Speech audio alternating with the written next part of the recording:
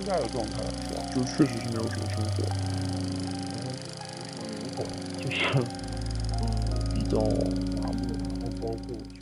V modernom svete existuje krajina, kde detstvo znamená roky neuveriteľného drillu a dospelosť je synonymum neustálej práce. V tejto krajine je vzdelávanie nielen cestou k lepšiemu životu, ale aj nevyhnutnou podmienkou pre samotné prežitie. A pracovný život, tým je bojom s vyčerpaním a neustálým dokazovaním vlastnej hodnoty. Vítajte v Číne, kde sa štúdium a práca stali neoddeliteľnou súčasťou kultúrneho a ekonomického mechanizmu. Od ranného detstva sú čínske deti učené, že vzdelávanie je jedinou cestou k lepšej budúcnosti. Škola nie je len miestom, kde sa učí, ale aj priestorom, kde sa bude disciplína a odhodlanie. Typický deň študenta začína skoro ráno a končí až neskoro večer. Vrcholom tohto náročného procesu je Gaekao, najdôležitejšia univerzitná prijímacia skúška v krajine. Tento test nielenže určuje, na akú univerzitu sa mladý Číňan dostane, ale aj do značnej miery definuje jeho budúcu kariéru a sociálny status. Pre väčšinu študentov je bežné učiť sa 12 až 16 hodín denne.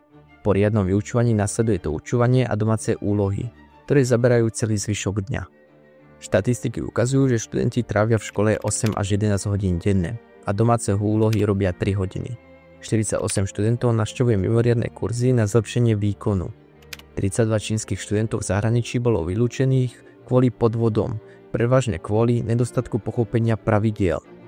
Ale to nie je všetko. Rodiny investujú obrovské financie do vzdelania svojich detí. Na pleciach mladých študentov tak neleží len ich vlastná budúcnosť, ale aj očakávania celej rodiny.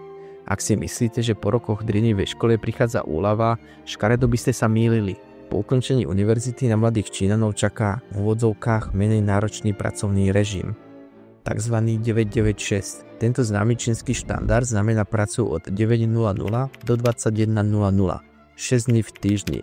Pracovný týždeň často prekračuje 70 hodín, pričom u nás je 40 hodín.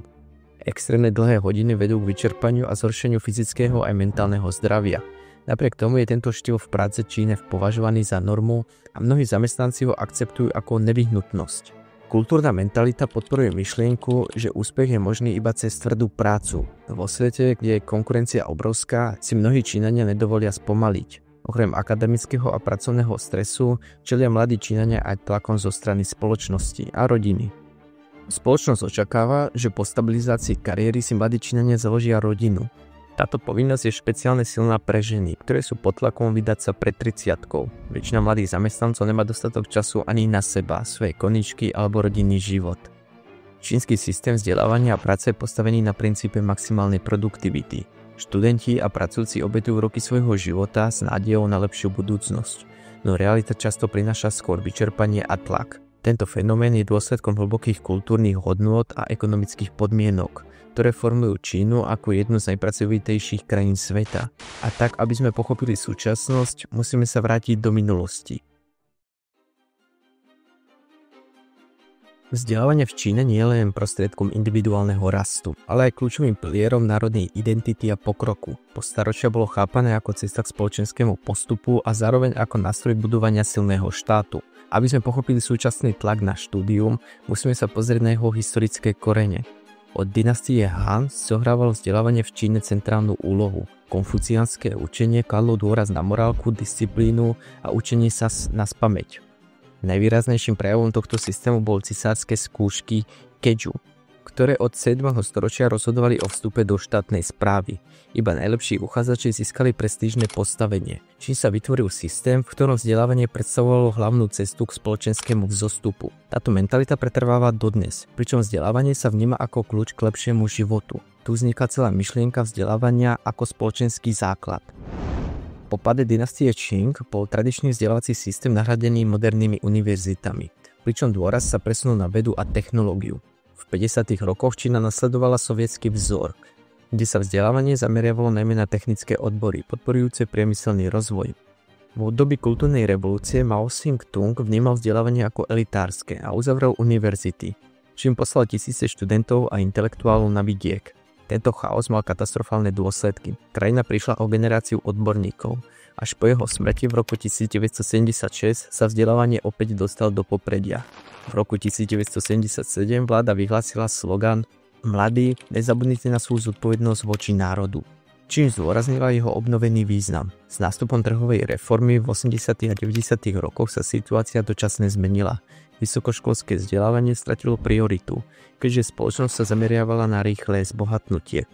Mnohí zamestnanci štátnych podnikov verili v stabilitu a nevideli potrebu získať diplom. Po roku 1999 však prišla obrovská expanzia univerzít. Ich počet vzrastol z 1050 na 2600 do roku 2016 a počet študentov dosiahol 7,7 milióna. To odrážalo návrat vzdelávania ako strategickej priority v ére globálnej konkurencie. Vláda si uvedomuje, že vzdelaná populácia je kľúčová pre ekonomickú konkurencieschopnosť a preto masívne investuje do školstva, univerzít a výskumov. Čína sa stala technologickou veľmocou, kde veda a inovácie hrajú hlavnú úlohu v globálnom súperení. Súčasne sa však vzdelávanie využíva ako politický nástroj. V roku 2021 Čína zaviedla povinnú výučbu myšlienok prezidenta Xi Jinpinga na školách, čím posilnila ideologickú kontrolu nad mládežou. Vzdelávanie v Číne je neoddeliteľne spojené s históriou, kultúrou a politickým systémom. Na jednej strane je to zdroj pokroku a inovácie, na druhej strane slúži ako nástroj kontroly a regulácie spoločnosti. V tomto systéme sa stále odráža minulosť od konfuciánskej tradície až po moderné politické zásahy, ktoré ovplyvňujú každodenný život študentov. Súčasná situácia ukazuje, že vzdelávanie v Číne je viac len než osobná cesta. Je to nástroj formovania celej spoločnosti.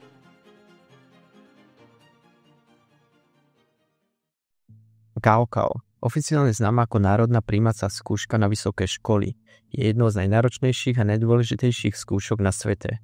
Každoročne ho absolvujú milióny čínskych študentov, pre ktorých je to kľúčový moment v živote.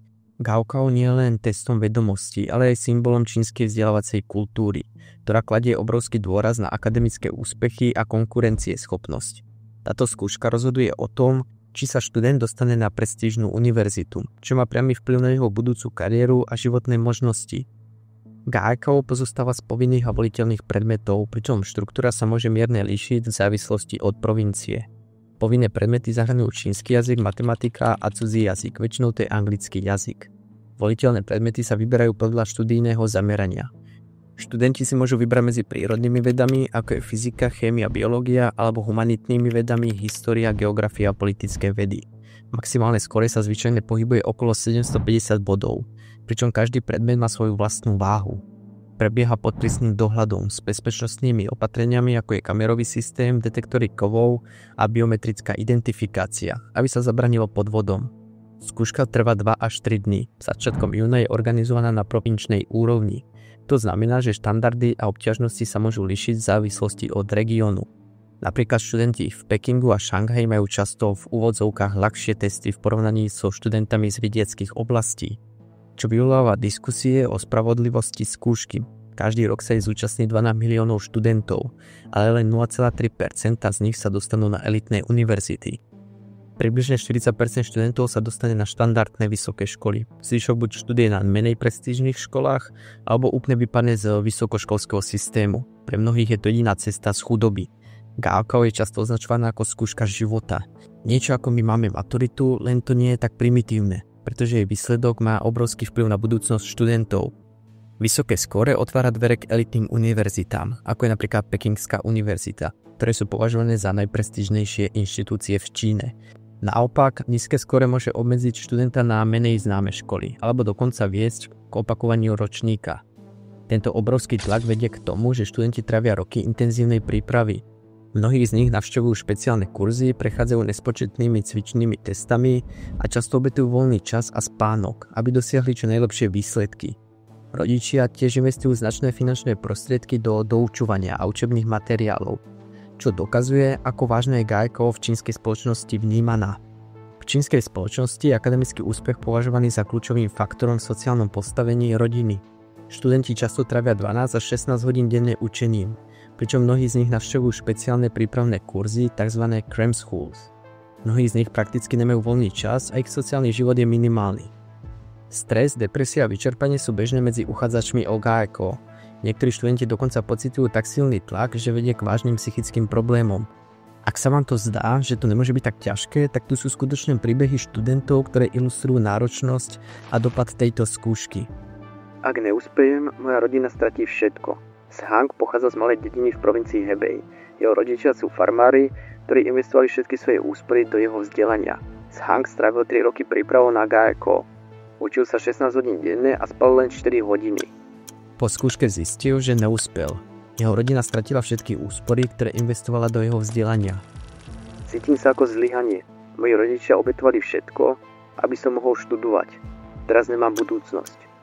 Zhang sa cítil tak znechutený, že odmietal opustiť svoju izbu niekoľko týždňov. Jeho rodina sa zadlžila, aby mohla zaplatiť jeho doučovanie.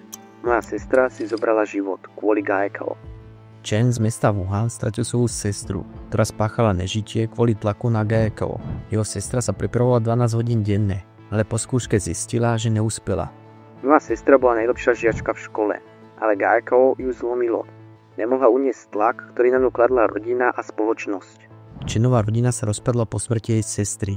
Chen sa rozhodol stať psychologom, aby pomáhal študentom, ktorí trpia kvôli Gaekao. Spal som 4 hodiny denne, aby som úspel. Wang zo Šanghaja strávil 3 roky prípravou na Gaekao. Každý deň sa učil 16 hodín denne a spal 4 hodiny. Po skúške dosiahol dostatočný počet bodov na prijatie na regionálnu univerzitu, ale trpel chronickými bolestiami chrbta a krátkozrakosťou. Vedel som, že ak neúspejem, moja rodina bude žiť v chudobe. Nemal som na výber. Jeden z 3 študentov má myšlienky na nežitie. Kvôli tlaku 60% študentov trpí úzkosťou a depresiami. Rodičia minú 47 miliard ročne na súkromné kurzy a doučovanie. 70% rodín na vidieku sa zadlží, aby mohli zaplatiť vzdelávanie svojich detí. Tieto príbehy ukazujú, že Gaekao nie je len skúškou. Je to boj o prežitie. Študenti a ich rodiny obetujú všetko, aby dosiahli úspech. Ale cena, ktorú platia, je obrovská. A tak napriek svojmu významu čelí Gaekao kritike z viacerých strán. Ako bolo povedané, jedným z hlavných problémov je obrovský stres, ktorý skúška vyvoláva. Študenti sú často vystavení extrémnemu tlaku, čo môže viesť aj u veľa prípadov vedie k psychickým problémom, ako sú úzkosť alebo depresie. Okrem toho je systém kritizovaný za to, že neberie do úvahy kreativitu a osobitné vlastnosti študentov, čo môže obmedziť ich potenciál. Študenti sa učia ako roboti, hovorí profesor, ktorý kritizuje memorovanie. V posledných rokoch prebiehajú reformy, ktoré sa snažia znížiť stres a zvýšiť spravodlivosť skúšky. Napríklad niektoré provincie zaviedli systém, ktorý zohľadňuje nielen výsledky Gaekao, ale aj mimoriadne aktivity, dlhodobé akademické výkony študentov. Tieto zmeny sú však len v počiatkoch a ich efektívnosť je predmetom diskusí.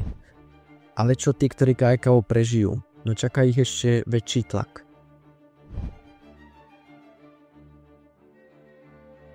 Pracovný systém 996 je fenomén, ktorý sa v posledných rokoch stal symbolom extrémneho vykorisťovania zamestnancov v Číne. Tento systém, ktorý vyžaduje od zamestnancov pracovať od 9:00 do 21:00 6 dní v týždni, predstavuje až 72 hodín práce týždenne. Okrem oficiálne stanovených hodín sa od nich očakáva, že budú k dispozícii aj po skončení pracovnej doby. 10点多把我的工作消息都清完了，然后我现在有126条。就差不多10点钟到现在。Tento model je často označovaný ako moderné otroctvo, pretože zamestnanci sú nútení pracovať v podmienkach, ktoré porušujú ich základné ľudské práva a ohrozujú ich zdravie.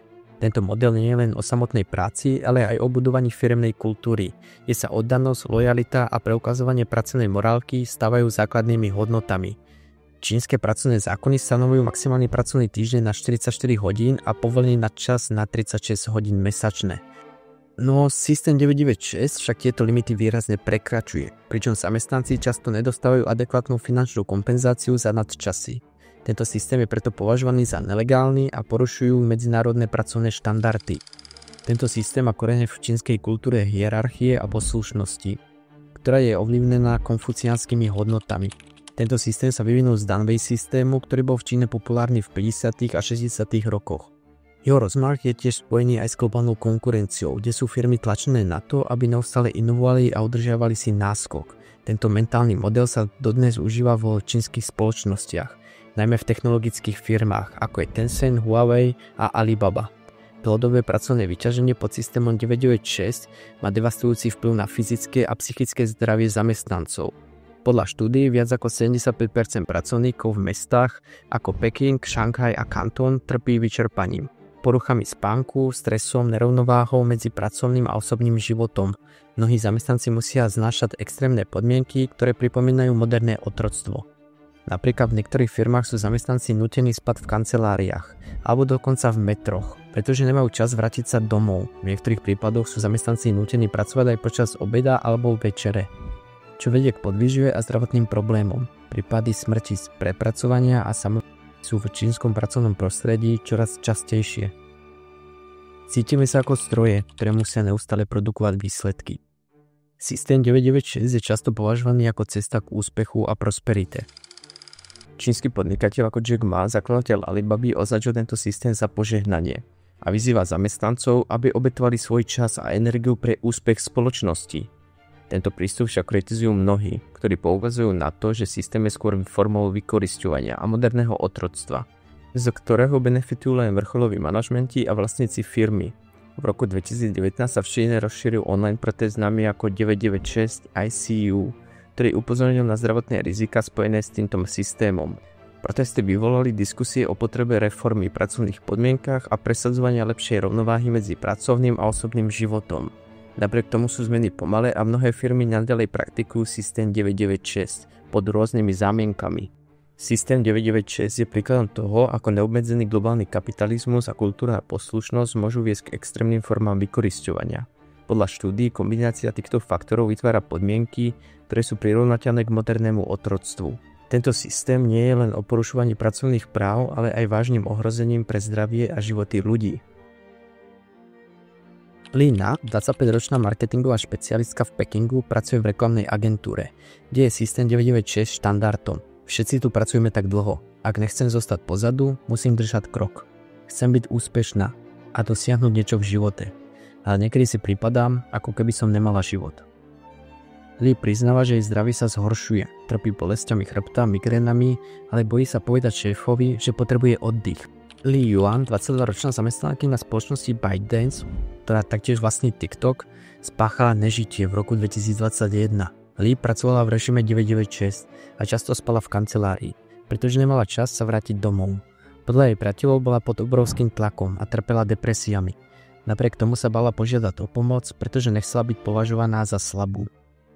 Pre mnohých je to jediná možnosť, ako zabezpečiť rodinu alebo dosiahnuť kariérne ciele. Avšak cena, ktorú platia, je príliš vysoká. Stráca sa zdravie, osobné vzťahy a niekedy aj život.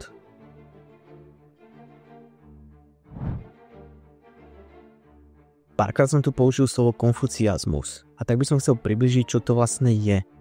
Bo je to v podstate myšlienka, na ktorej funguje celá Čína. Je to filozofický etický systém založený na učení čínskeho mudrca Konfúcia. Je jedným z najvplyvnejších myšlienkových prúdov v histórii ľudstva. Počas storočí formoval čínsku spoločnosť, kultúru, politické systémy. Kladie veľký dôraz na harmóniu, rešpekt a hierarchiu. Tieto hodnoty pomohli vytvoriť stabilnú spoločnosť, kde každý člen pozná svoju úlohu a zodpovednosť. Konfuciazmus zdôrazňuje dôležitosť vzdelávania a seba zdokonaľovania. Konfucius veril, že každý človek sa môže stať lepším prostredníctvom štúdia a morálneho konania. Tento prístup podporil rozvoj vzdelávacieho systému v Číne a inšpiroval milióny ľudí k celoživotnému učeniu. Taktiež kladie dôraz na rešpekt, lojalitu a spravodlivosť. Prispela k vytvoreniu morálneho rámca, ktorý pretrváva dodnes. Tieto hodnoty sú dôležité nielen pre jednotlivca, ale aj pre fungovanie celej spoločnosti. Ale na druhú stranu môže vytvoriť obrovský tlak na jednotlivca, ktorý sa musí prispôsobiť očakávaniam spoločnosti, čo môže viesť k tomu, že mladí ľudia obetujú svoje sny a ambície, aby splnili očakávania svojich rodičov. Tento tlak môže mať negatívny vplyv na psychické zdravie a spôsobiť pocit frustrácie a beznadeje. Jedným z hlavných kritických bodov konfuciazmu je jeho dôraz na hierarchiu a poslušnosť. Tento prístup môže viesť k udržovaniu nerovnosti a obmedzovania individuálnej slobody.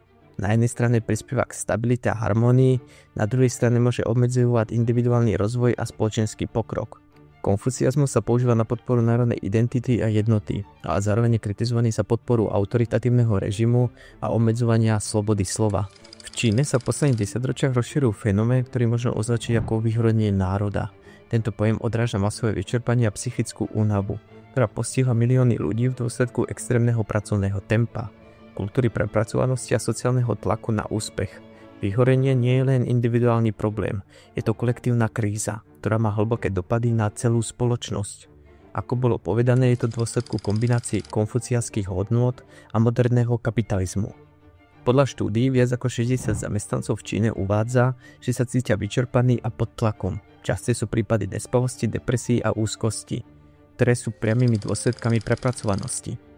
Cítia sa byť uväznení v kolotočí práce, ktorý im nedáva zmysel. Zamestnanci často hovoria, že ich práca je bezduchá a mechanická, čo vedie k pocitu beznadeje a frustrácie. Extrémny pracovný tlak má negatívny vplyv aj na rodinné vzťahy. Mnohí rodičia trávia takmer všetok svoj voľný čas v práci, čo vedie k zanedbávaniu detí a rozpadu rodín. Paradoxné, kultúra prepracovanosti nevedie k vyššej produktivite, ale naopak k jej poklesu. Vyčerpaní zamestnanci sú menej efektívni, častejšie robia chyby a majú vyššiu absenciu. Podľa štúdií môže vyhorenie zamestnancov spôsobiť straty v miliardách dolárov pre čínsku ekonomiku. Mnohí mladí ľudia odkladajú založenie rodín alebo sa rozhodnú zostať bezdetní, pretože sa obávajú, že by nezvládli kombináciu práce a rodičovstva. To prispieva k poklesu pôrodnosti a starnutiu populácie, čo predstavuje vážnu hrozbu pre budúcnosť Číny. Toto téma by som chcel dopodrobná spracovať v budúcnosti, čo sa týka poklesu pôrodnosti a starnutiu populácie. Napriek pochmurnej realite existujú náznaky, že sa situácia začne meniť. Mladá generácia Číňanov sa stáva čoraz kritickejšou voči kultúrnej prepracovanosti a požaduje reformy. Protesty ako 996 ICU upozornili na zdravotné rizika spojené s dlhými pracovnými hodinami. Niektoré firmy začínajú zavádzať flexibilnejšie pracovné podmienky a podporovať rovnováhu medzi pracovným a osobným životom. Aby Čína mohla naďalej rásť a prosperovať, musí nájsť spôsob, ako chrániť zdravie a blahobyt svojich občanov. To si vyžaduje nielen zmeny v pracovných podmienkach, ale aj prehodnotenie kultúrnych hodnôt a priorít.